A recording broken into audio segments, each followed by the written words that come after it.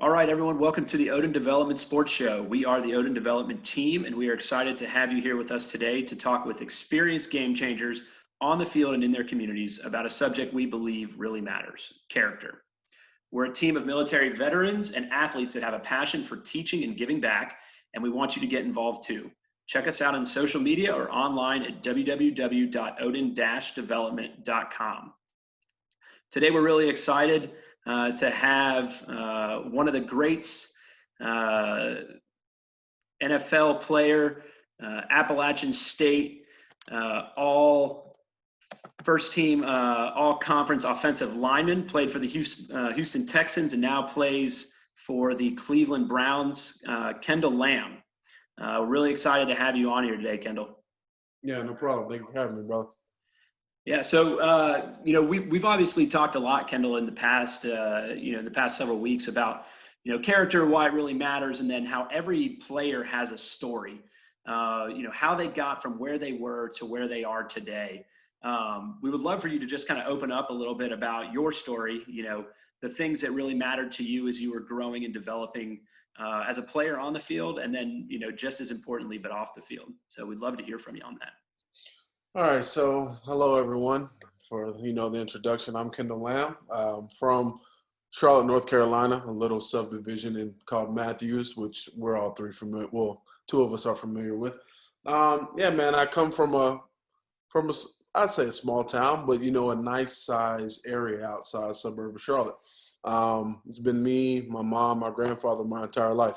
So I've had a very, very small, which I mean, we have a bigger family, but just in that realm. Just a few of us. So I come from a very, very small family in a sense. But, our community's been huge. But we'll go through that. With the Matthews Elementary, Crestdale, Butler, and then App State, as you said, and now I'm in the NFL. But the thing that I always remember, even when I was younger, family's always been everything for me. It's been big. And, the values that they've instilled in me from a very early age are still near and dear and true to me today. I mean, as I think about going to practice tomorrow and doing certain things as we prepare for the Ravens, I do things in my everyday that I've been doing since I was little and since my grandmother and grandfather and mom taught me. And some of those things, being very disciplined, I firmly believe, and it was instilled in me from a very early age, you got to be disciplined. Even on the days that you don't want to do certain things, you have to understand that if I want to, keep the process rolling, which in my opinion, life's a process. You have to be willing to go the extra mile on the days where you're at your lowest, in my opinion. So, yeah, I mean, other than that, football's been football. But, yeah, I'll let you guys go into whatever you want to ask. Yeah, sure. I'd say, were there any really, defining moments? A lot of what we do is catering to young high school athletes, right? We kind of believe that that's the most malleable point in a child's life. What were some of those defining moments for you at that age that kind of really set you on the path to becoming an NFL player? So I can remember, and this is me being open and very honest with you. My mom's life has been a little different. My grandparents and my grandmother, they gave me everything from a very early age. My mother had me when she was younger. And then back then, it wasn't the easiest thing. My mother's been a waitress my entire life. She's battled her own struggles with, various things. We won't go into detail, but various things. And it was the fact that she handed me over to my grandparents in a way to, raise me. I know that was probably a very hard thing for her to do, but it's something that changed the trajectory of my life completely. And I appreciate her every day for it. But seeing my mother go through those struggles and having an open communication with her about those things from a very early age was huge to me. My mother never hid her problems from me. We've always had an open line of communication. And I used her struggle in a way to form how I wanted to live my life. I would use her example, positive and negative, and I would use my grandparents' example of how I wanted to formulate things. A lot of people always say when you meet me and you're around me, I kind of have an old soul. That's because but then I'm very, very outgoing if you know me. That's my mom, the outgoing side, and my grandparents, the very, very disciplined, very, very solid foundation side. And if you know me, I'm a combination of those two. So to to answer your question, seeing my mom struggle was huge. It just showed me if I really, really want what I want out of this life, I've got to have some sort of plan. And it starts with the discipline, which I go back to with as my grandparents told me. My mom was hard on me when I was younger. You know, if I didn't make good grades and all that, I wasn't playing, because she understood from her path what it was going to take for me to get where I needed to go. So in my opinion, if you don't have that open form of communication, like, this is just my opinion completely, but one of the worst things in this world is a parent holding things from their child. You need to understand that you need to let your kids know the truth. You got to let them know. I mean, of course, when they get around the age, they can understand. But if you teach them from your perspective and your experiences, that allows me, when I see these things unfold in front of me, we've had this conversation. And this is my mom. So I know she's not going to tell me any BS. So, I mean, that was huge for me. Yeah, no, that's absolutely fantastic. You know, talking about, you know, parental figures is something that you know, we at Odin Development, you know, really, we harp on that a lot, right? We think that it's incredibly important, and I know that, you know, our other teammates here, you know, Joe and Tyler, you know, they've got a lot of thoughts on that subject. I'll let them kind of jump in on that piece. Kendall, you brought up a valid point, man. I think communication is obviously one of the most important things, no matter what you do in life. I do want you to extrapolate a little bit. Okay.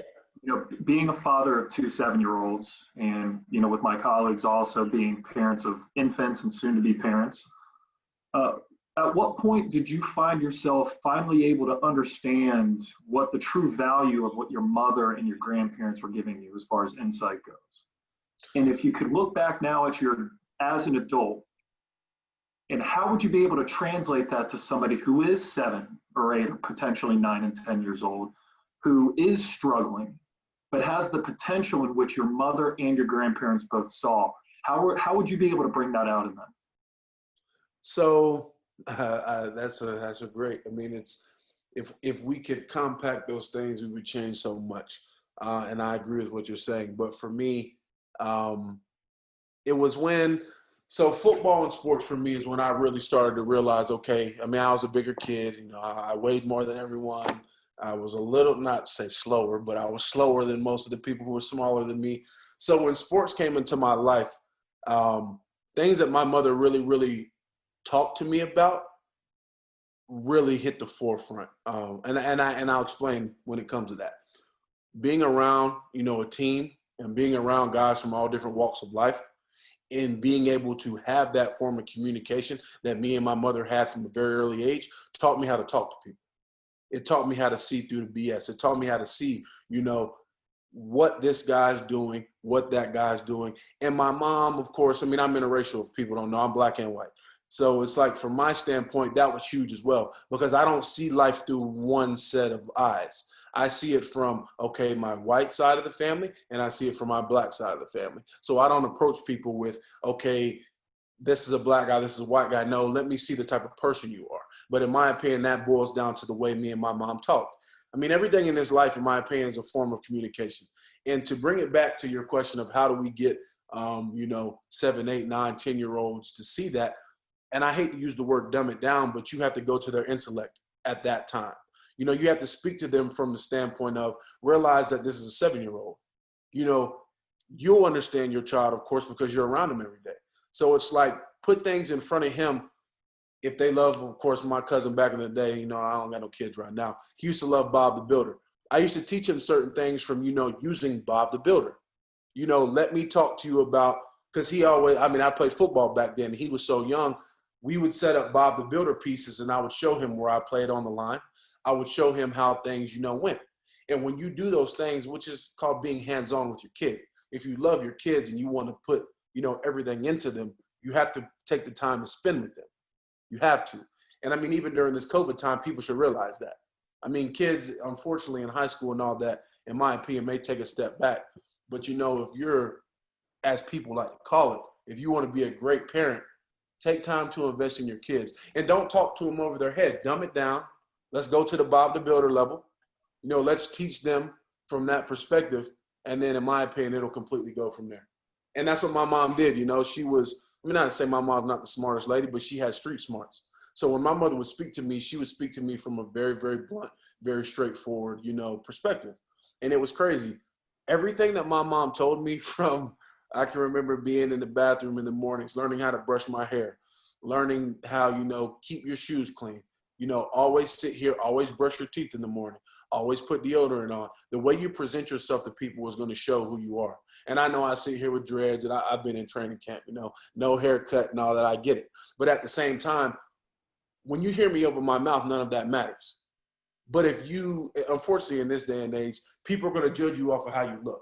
So at least, try to be as presentable as you can be. And I'm not saying do that. I mean, there are going to be days, like I said, where it's but be as presentable. And that goes back to my mom. So, yep. Kendall, that's awesome. I think those are some great points. One thing I want to talk about, and we're going a little bit off the script here. So, cool. I like it. I like where it's flowing. So I just want to bring up a point. So you talk about open and honest dialogue. One of the biggest things I think that we're learning, and, for those that are out there watching, if you haven't watched a sports show before, we try to be as, non-political as possible here. Like, we really want to focus on sports, leadership, and the connection between the two. But it's part of life, right? And I think there's a big overlap nowadays, especially with all the stuff that's going on in the world. And I think that open and honest dialogue is getting more important, which is a good thing. I firmly believe that, because if you don't have those conversations, it's impossible to learn and grow. Right. So one of the things that, I don't know if you've read into it much, I know you've been busy at training camp, but the college football players are now kind of trying to band together and form sort of a union-ish type thing. And one of their big points is, hey, we want to be a little bit more open and talk with our coaches and administrators. So I just want to ask if you see that fairly often in the league, if you saw that, growing up maybe in high school and college, and what kind of a positive influence that kind of conversation can have with y'all. Oh, I mean, it's huge. Like, to know that your peers, want to form something along the lines. So what we see from our standpoint and because it's completely different, especially speaking back to college. I mean, when I was 18, 19 years old, my coaches were 30, 40, 50, some 60 years old. I mean, their perspective and what they've seen and what they feel that's going on right now is completely different than my 18-year-old mind. I mean, even when I was 21, 22 in college, I still don't view it from their standpoint. Like, the way I was brought up, the times are completely different. So, I applaud completely, because that's something that's needed. And of course, as we move forward in this world in general, we have to at least take a step back and see things from a different lens. I know it's hard at times to sit there and, we get caught up in the routine of the day-to-day, but you have to realize, like, and this was huge for me. Once I realized that everyone doesn't see or hear or doesn't, of course, isn't as deeply impacted from certain things that I am, you realize that everyone doesn't come from your walk of life. And then that goes back to even with my girlfriend, Anna. Of course, we have these talks all the time. When you really and truly invest, you learn there's a way to communicate with each and every person. And so for these college, students, and, even in high school when we have leadership committees, we have a leadership committee, we have a social justice committee here in Cleveland, and we talk hand in hand with Coach Stefanski. We talk with our PR guy to make sure, we talk as a team as a whole, because we want to make sure everybody's on the same page. But we never shy away from someone who has a different opinion, because every opinion should be welcomed in that realm. Like, just because me and you don't see eye to eye doesn't mean that my point's right and yours is wrong. We just see it from a different standpoint. And it's like, maybe you can teach me something and I can see something from a way, my end of the spectrum may be here, yours may be here. But us having that conversation may allow me to understand a little more and bring us closer, and at least, bridge some of the gap that we see in this world. So, like I said before, I applaud. We had something like that in college too.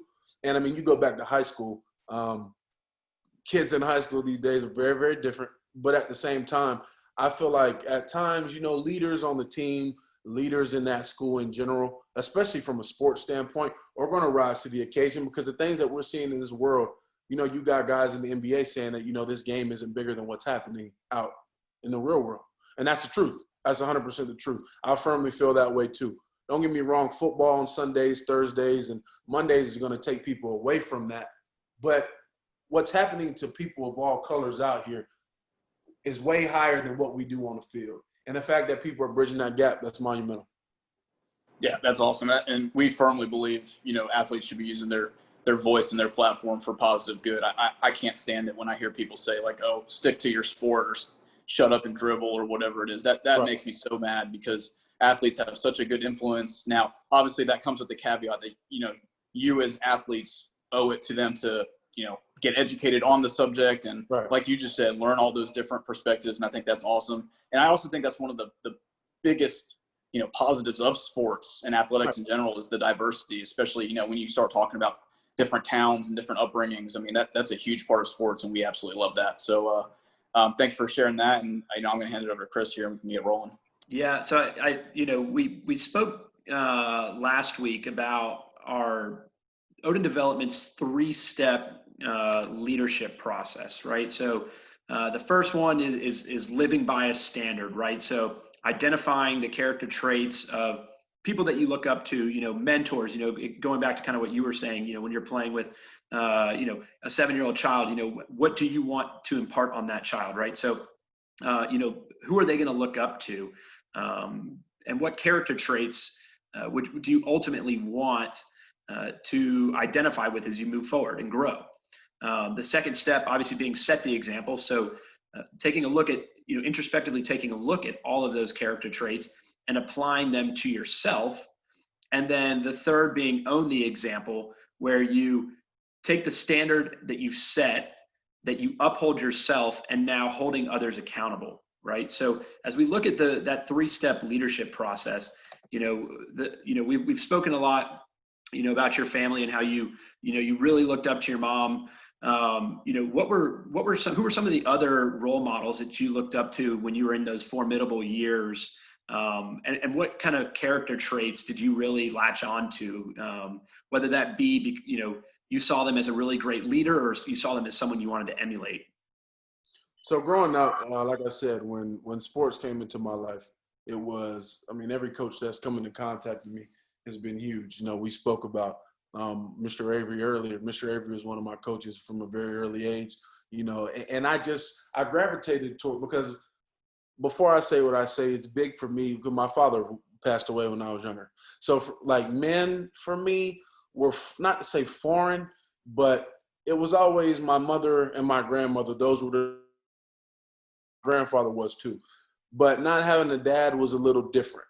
So when I was exposed and around men, I tried to sit, like I said, it was foreign. So I tried to sit back. I've always been the type, let me sit back and watch and see how you move first and foremost. But one of the biggest things in sports through my coaching, first off, you realize that someone cares about you. That is the first, in my opinion, that's everything. If you can show any kid in this world, any person in this world, in my opinion, that you care, and it's one thing to say it, but if they can feel your vibe and they can tell that you are firmly investing in their life and they want to, water the seed that you are the seed, of course, it means everything.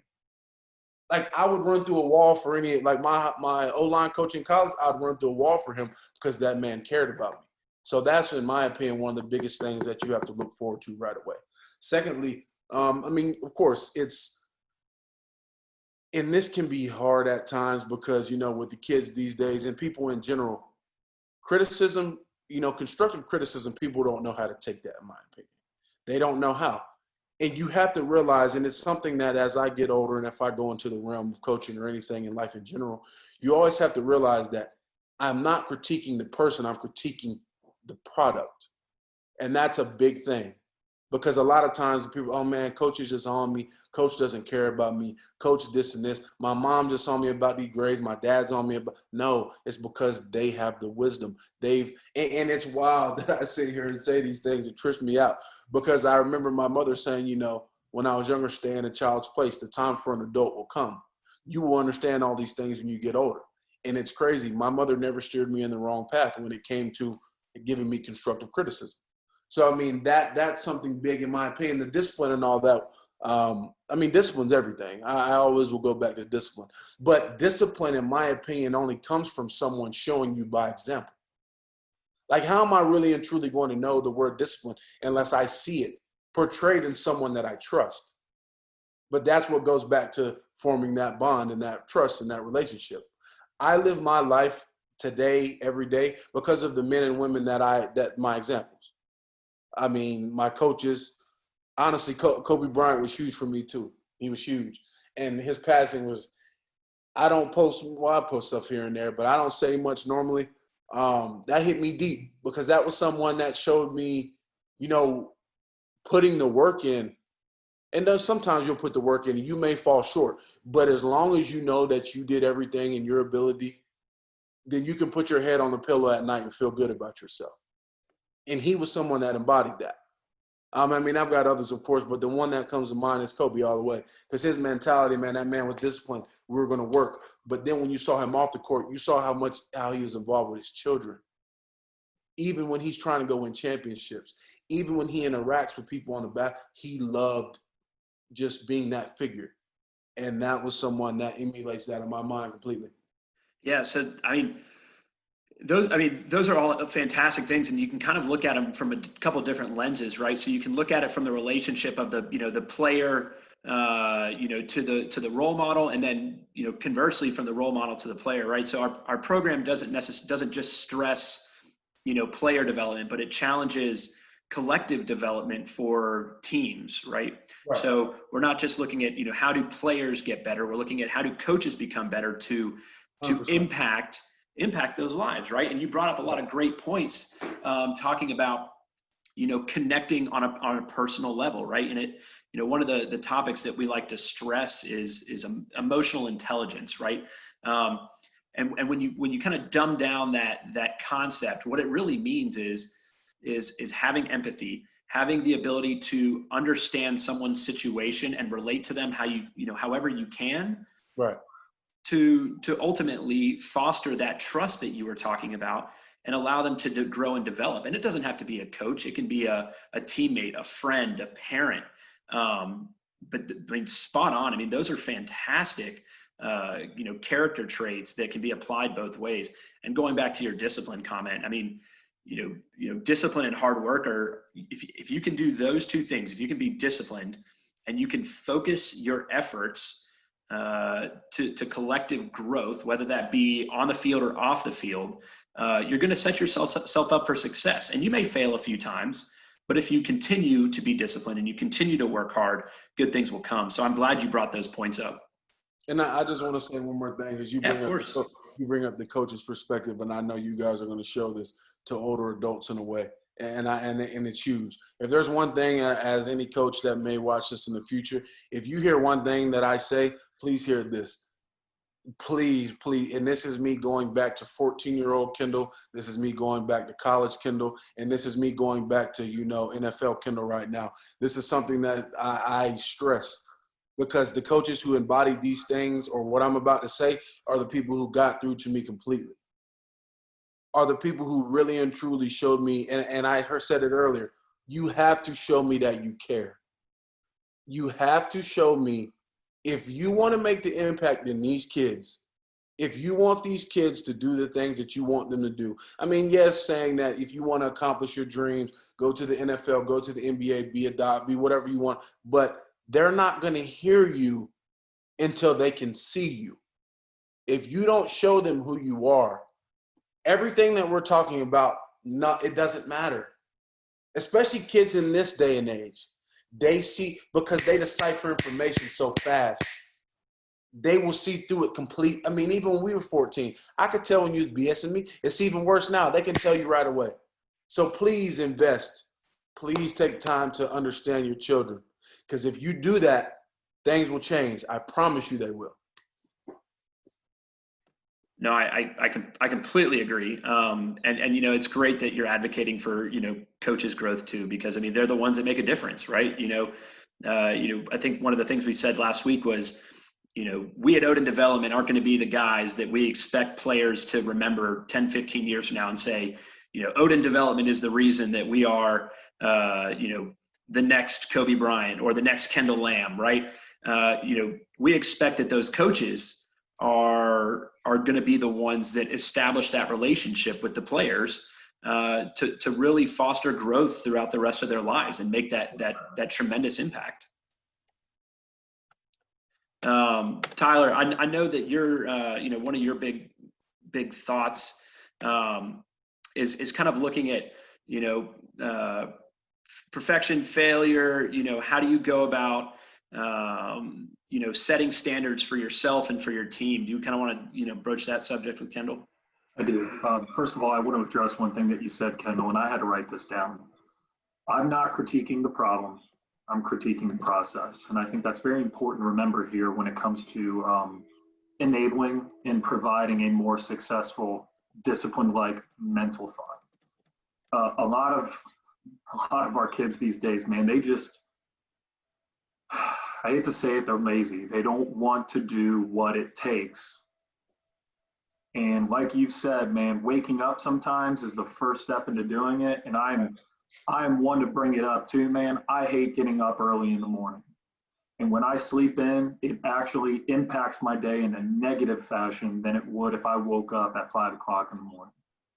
Now, I want to talk about a little of how you've become disciplined throughout your life. Obviously, you mentioned something about growing up and how, your mom taught you a lot of the street smarts, which I think is also very important to understand too.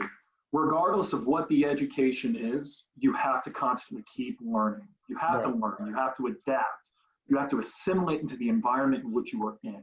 Right. And in this case, I think all of that comes down and it stems under the umbrella of what I consider discipline. So I'd like to start with when you were younger, man, when Candy was talking to you about brushing your hair and keeping your shoes clean, and then talking about Larry Avery and, Mr. Davis, dude, and how they also had that impact on creating a disciplined mindset.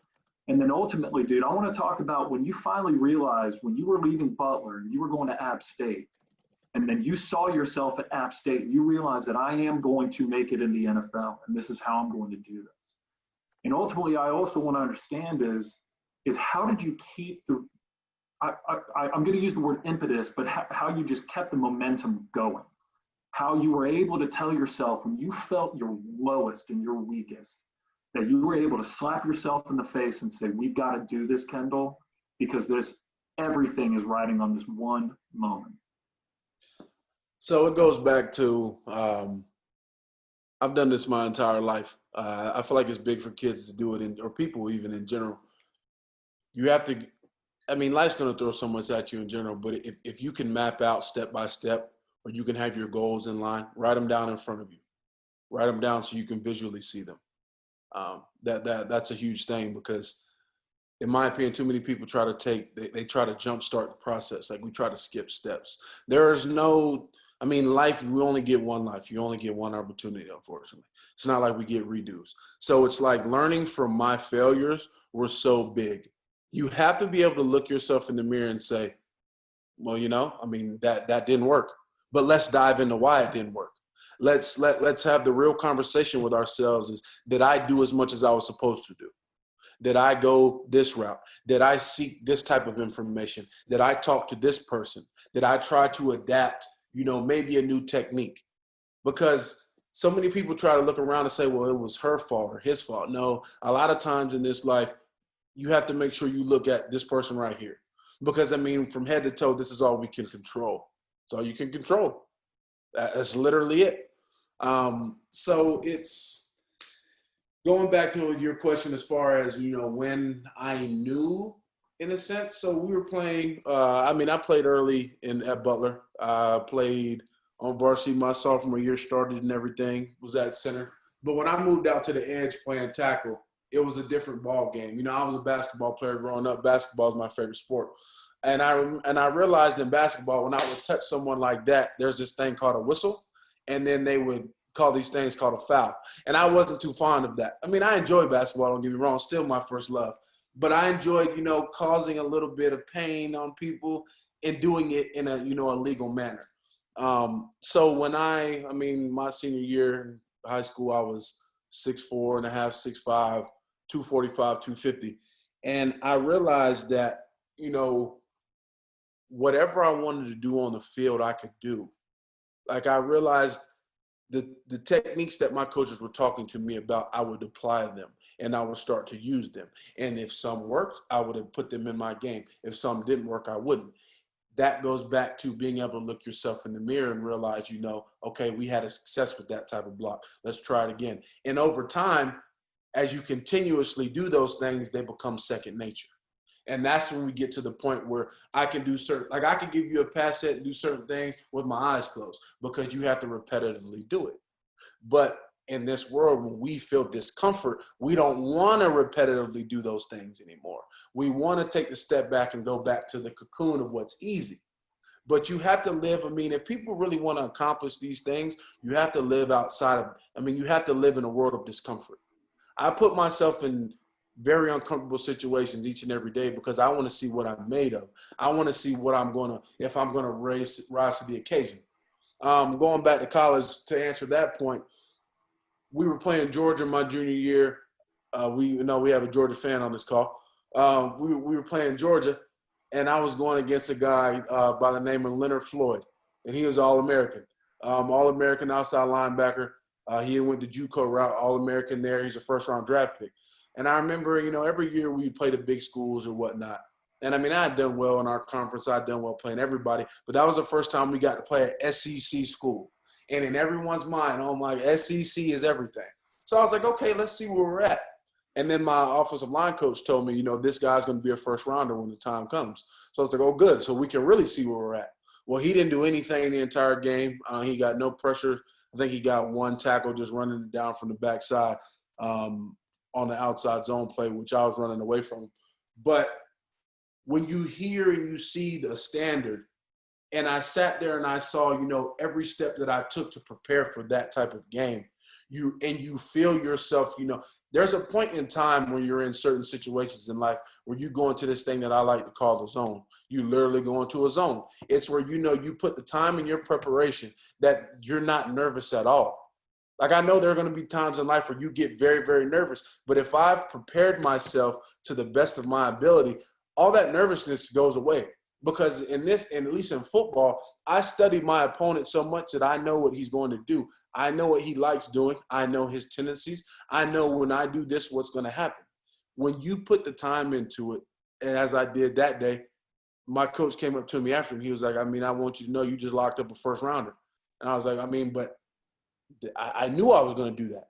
Like, in my mind, I could care less if he's a first rounder. Like, that doesn't bother me. I could care less what your label is. You're going to have to show me. Like, I don't care if everyone else says we're first. Show me that you're a first rounder. And that's the stigma that's the motto I've always lived by. Don't tell me, show me.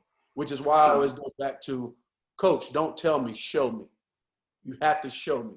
Kendall, nobody in this world is going to get respect from me until you show me. You were hitting a lot of hot topics that I'd like to just highlight here real quick to make sure that all our listeners can understand what you're saying. So discipline's very important, obviously, but that comes with accountability, that comes with confidence, and that comes with a lot of preparation. And a lot of that can be extrapolated upon education. Right. And also learning from your failures, which I would also, it's synonymous with an education here. But the one thing that I think a lot of these younger, well, our audience in general should understand is confidence shouldn't be confused with narcissism. And more importantly, how are you able to find your inner peace in your failures? How are you able to take that accountability and to not beat yourself up and allow yourself that time to be upset with yourself, but then tell yourself, all right, Kendall, this isn't me. I'm more than this. I'm more than that. I messed up once. I won't mess up again. And you just kept going. You found that drive and that motivation. And you just didn't get stuck in that rut, which I want to say the majority of our society is capable of getting stuck in. So you have to go back to when times get tough. You have to remember, and we talk about it every day, and it never leaves my mind, is the reason why I first started this journey in general. Because there are things in life that are far deeper. And watching and thinking back to Kendall Lamb, sacrificing for me, Susan Lamb literally raising a child after she's had her own. I would never want to let those two down, ever. And it drives me, and also, losing my father also drove me. But it made me realize, you've had two women go the distance for you and to give you everything, and to literally, they would lay their lives down for you just to see you succeed or have the opportunity. how could I not want to do everything in my ability? How could I not want to, use every ounce of energy I can to try to be the best when those two people literally in a way gave their life for me? I never lose sight of that. But at the same time, there were instances in my life that I strayed away from that path. And when I strayed away from that path and I had to look those two women in their eyes and realize that I had just brought shame to our name in a way, that was one of the hardest things in this life to do. And it taught me then and there when I could see the pain, but then I could also see the love, because they understood that you're a growing man, you're a growing boy, you're a growing teenager. Parents and people understand we're going to go through this process and we're going to have hiccups. But to see them still love me, but I will never forget the looks of disappointment. That like that, my mind, and you could tell how I'm speaking, you could it changed, it takes me to a different place. Like it makes me, I never want to disappoint. And I know we're going to disappoint at times, but the two ladies that gave me everything, never, because that's the standard in my mind. Never. So that's when I knew. And that's what drives me. And also one of the other things that drives me is I'm going to be a dad one day. I'm going to be a pops. I'm going to be the big homie teaching my little homie stuff. So it's like, I want to be able to provide the best life to them, but I also want to be able to provide a very real life to them. The way that my grandmother gave me, like I said, and the way that my mom gave me, which made me me. And that's all I want to be able to do. So. Finding your purpose, man. I like that. Thanks. No problem. Yeah, that's awesome. But to the disappointment part, I think we're all in agreement. And, for some of the viewers out there, Odin Development's a veteran-owned business. When we lead our, Marines or soldiers or, whatever organization we're in, I know that I absolutely try to strive to be that leader that when my guys screw up, they're not scared of what's going to happen. They're disappointed in letting me down. And I think that's a huge aspect of leadership. And then next thing I just got to bring up. So yeah, I'm the Georgia fan you were referring to. You were winning that game. If I remember correctly, y'all scored the first field goal, but then there was a guy on the other side named Todd Gurley, and kind of hard to defend him. He's pretty good. But, anyways, so one thing I want to note you said earlier, which I absolutely love, one of the things I always talk about is this concept of being perfect. And it's not that you're not going to make mistakes, because everyone makes mistakes. I make a mistake probably every day in my life, whether as a leader, as a husband, whatever it is, I'm sure I make a mistake every day. But the concept of being perfect is that you do everything that you can for the person on the left and right of you. And if you do that, like you said, you can put your head on your pillow at night and be comfortable knowing that you did everything that you could. And I think that's really important to remember, because we are going to struggle with stuff and we're going to face adversity that's going to maybe win a little bit or at least knock us down a peg or two. But as long as you're putting that maximum effort in, I think that's really important. So I really appreciate you bringing that up.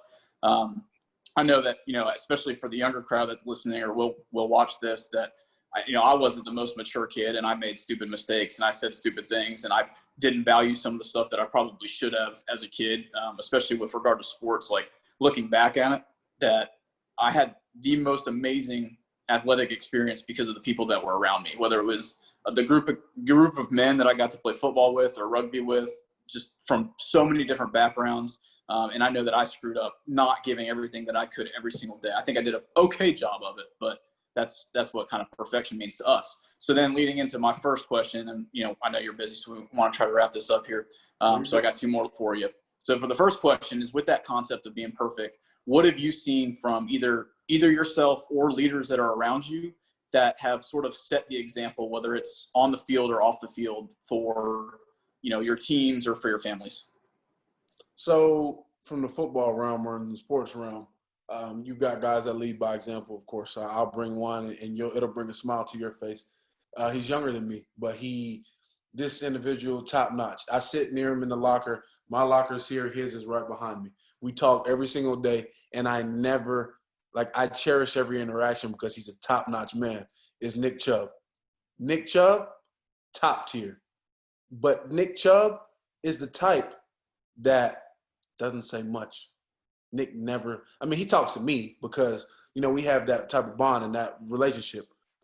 But when Nick Chubb says something, all eyes on him right away. All eyes. Because you sit there and you see Nick comes in early, works on his body, does everything to be prepared for the game. Takes every rep like it's a game rep in practice. Literally is probably one of, if not the strongest guy pound for pound on our team. Everything he does from the standpoint of preparation and living his life, so soft-spoken. But he, like, when you just get to see him do things, it is phenomenal, phenomenal. And that's someone that, you know, that I look at completely. But also, and this is one of the most important things when it comes to being a leader in a way, never afraid to ask for help. Never. Never afraid to sit there and say, well, you know, I don't have this completely right now. I see that you could help me in this aspect. And in my opinion, in life in general, with men, we have this thing in our head, oh, I'm to ask the person beside me for something. Well, you get out of that. Please leave that at the door. If you can learn something from the man or woman beside you and make your life better, please adapt that mindset. It's huge. You know, you can't be scared to be vulnerable. But that goes back to when you build the bond and you build the friendship and you build, the respect. Being able to show your vulnerabilities are huge. And I know people don't like doing that, but you need to be able to. Because if you're really and truly going to be a leader, or you're going to lean on the brother right beside you, he's going to have to know you. I'm going to have to know if something goes wrong. Like, we play Baltimore on Sunday. It's going to be a serious game. They're one of the best teams in the NFL. They've got a phenomenal offense. They've got a phenomenal defense. We're going to make plays. They're going to make plays. But there's going to be a pivotal point in that game where you're going to have to lean on the person to your left and right a little more than you've had to. And the preparation stuff that we put in from leadership and everything else, I know the person to my left and right is going to hold me down because that's the bond we've made. So, yeah. That's awesome. And then leading that into our next question would be, so Chris earlier talked about the 3-step process. So we've kind of talked about setting a standard for ourselves. Most common topic that we talked about was discipline, which I think is huge. And obviously we're all going to think that's huge. And then we talked about setting the example, which we just went over. So then our third step is owning the example. And what we mean by that is basically holding your team accountable. So when you see something that's wrong, we have this concept that we call confront, don't complain, which means when you see that wrong happening, we want to go fix it. We don't want to sit there and whine about it because that's not going to solve anything. So have you seen any examples, maybe either you personally that have done, or maybe stuff that you've seen in a locker room or on the field that, something was going wrong and you saw somebody or yourself kind of confront that teammate or person and say, hey man, this isn't cutting it. Like, we've got to be better. Oh, 100%. I mean, in the O-line room, we lean on each other more than anyone. I mean, all 5 of us, or all 5 men that are on the field at any particular time, have to lean on one another. We have to see everything from the same set of eyes. If we don't, we're the Hemi inside the car. Everything else on the outside is the beautiful part, but we are the reason it goes. And to elaborate on that a little more, if we're not able to check one another in a way, then it's not going to happen. Like, if I'm not holding my end of the bargain, if I come in there in this type of mood, blah, blah, blah. I have a teammate on our team, one of my best friends on the team, Wyatt Teller. Me and Wyatt do everything together. We live together. We eat together. We practice everything. We're always each other's partner when we can be. But I know from, just our relationship in general, Wyatt would never steer me wrong if he said something to me, because he understands me as a person. He knows in the mornings, and I'm going to do what I need to do. But in the mornings when I come into the building, we can say what's up, but don't speak to me in depth. Because, I'm in that zone. I'm in that waking up mode. Like, I'm going to go in there and lift and do everything I need to do, but give me a smooth 30, 45 to an hour, and I'm ready to go. But you have to learn those things. And you have to, get comfortable with the ability to check your teammate. And, a lot of times you don't want to get into the personal stuff off the field. Everybody does their own thing. So when it's something outside of that, family, kids, I don't touch that. That's their personal business. I'll give you my opinion if you ask for it, but I don't, that's where things change. But from a football aspect, yeah, man, if we don't check one another, how are we really going to get things done? It's one thing to hear your coach tell you, but when you have the man beside you tell you, someone who's been through the fight with me, someone that I grind with on a day-to-day, bring something to light, it's like I take a step back and I'm like, he went in depth to tell me those things. You know, he cares about me to let me know. So we check each other all the time. I mean, we bust each other's, you know what, too. That comes with offensive line play. But Of course. you can always tell when it gets very serious. You know people are real. Of course. Yeah, that's awesome. Thank you so much. All right. I'm done asking. I'm going to open up to everybody else, but just want to let you know, don't let Nick not remind Baker about the Rose Bowl 3 years ago, because that was unbelievable. I was stationed in California, so I was lucky enough to go. And I think Nick had like 7 carries for 180 yards and 2 touchdowns. So just don't let him not remind Baker about that every day. Yeah, Chubb's the real deal, bro. He's the real deal. Yeah, so Ken, I guess I got one, final question for you, and it kind of comes back to, tying this all together. Obviously, as a veteran-owned organization, we pride ourselves on the concept of service, right? And I know that, in speaking with you briefly about this, that you and the Cleveland Browns do a lot of community service in and around the area, especially with, younger children, right? So would love to hear kind of, some of the things that the organization is involved with in the community. And then, when you get in front of those, whether they're teenagers or young kids, what's the, what are you preaching to them? What are you telling them? How are you setting them for success? We've talked a lot about discipline, but, if you were speaking to, yourself at Butler, 15 years ago, what would you tell those kids, or what are you telling those kids in the community right now? So we do a lot of things. I mean, even with my time in Houston, I would go to the low socioeconomic areas in general, go to all the YMCAs. I mean, we would partner with people. Down there, there's a department store, Palais Royale. We would bring kids in from single-parent mother homes and, give them full shopping for Christmas. I'm big on paying it forward because people paid it forward for me. So it's like, now that I'm in this position, why would I not want to show a kid that looks like me, even if they don't look like me? Let them understand that, bro, I was a little homie too. Like, I look just like you. Like, please understand that, we're, this big football figure. No, man, I was 7, 8 years old too. Like, I had scuffs on my knees from playing football in the backyard too. I used to do the one-hand snags like you do in the backyard like Odell too. It was just Randy Moss for me. So, like, you have to allow them to realize that, we all, may come from the different time period, but it all comes back to be real with them. If I was to sit down and talk to 14, 13-year-old Kendall Lamb, I mean, we'd probably talk all day, knowing me, or it might, I love the game. So I might talk to him over the headset on the game and be able to relate to him there. But I would just tell myself, don't be, and this is going to be broad and I'll go into depth, but don't be afraid to live. Don't be afraid to take the chance. Don't be, and also, and this is huge as I've gotten older, majority of the time, if you set a solid foundation, your intuition is completely right. If you feel something about a situation, in a sense, it's going to roll that way. And that goes back to me and my mom having that deep conversation and learning these things. A lot of times, if I feel something's going to be negative, it's going to be negative because I've already been taught how to see those things. So why would you even put yourself in that situation? I know everybody has friends and everybody, I got the homies at the crib, they do this. But if the homies are really your homie, they realize that you're in a different place in life than them, and they're going to keep you out of those situations. Like, that's why I go back to saying you can never be afraid to check your friends. Because if they're really your friends, they're going to have your best interests at heart. So I would tell young Lamb, I'd say, listen, man, it worked out at being 28 now. I'd be like, we're at a nice place in life. I wish you would leave the females alone and, do what you do and focus a little more. But that comes with the time, We're man and woman. We're going to pair no matter what. That's just how this is. Well, let me take that back. Person and person are going to pair up these days. You got to be politically correct. So people are going to pair with people no matter what. But at the end of the day, I would say, bro, just focus on yourself.